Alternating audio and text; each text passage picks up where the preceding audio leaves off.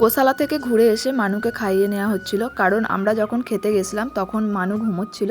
সেদিন প্রচণ্ড গরম ছিল, যার জন্য আমরা আর ওখানে থাকিনি, বাড়ির দিকে রওনা হয়েছিলাম। বাড়ি ফেরার সময় আমাদের মনে হয়েছিল রাজাটের মন্দিরটা এখানেই পড়বে, তাই ভাবলাম একটু ঘুরে আসি। ওখানে গিয়ে জানতে পারলাম মন্দির বন্ধ হওয়ার টাইম হয়ে গেছে, তাই তাড়াহুড়ো করে ভেতরে গেলাম। গিয়ে দেখলাম মন্দিরের মেন দরজা বন্ধ হয়ে গেছে। যেহেতু মন্দির বন্ধ হয়ে গেছে তাই কিছু করার ছিল না, তাই বাইরে থেকেই মন্দিরটা ভালো করে ঘুরে ফিরে দেখছিলাম।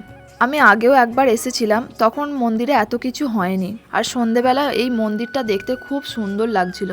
আমাদের মতো অনেকেই হয়তো এই ভুলটা করতে পারো, সন্ধেবেলা অনেকটা দেরি করে এসে, তাই টাইমটা আমি ওখানের কাকুদের থেকে জেনে এসে তোমাদেরকে জানিয়ে দিলাম। সকালের দিকে মন্দিরে ঢোকার টাইম হচ্ছে 10টা থেকে 12টা, আর বিকালবেলার টাইম হচ্ছে 4টে থেকে 6টা। যেহেতু আমাদের সন্ধেবেলা টিফিন করা হয়নি, তার জন্য মন্দিরের বাইরে একটা কাকু পাপড়ি চাট বিক্রি করছিল, ওখান থেকে একটু পাপড়ি চাট আর একটু ঘুগনি নিয়ে খেয়ে নিলাম। তারপরে ওখান থেকে রওনা দিলাম বাড়ির দিকে।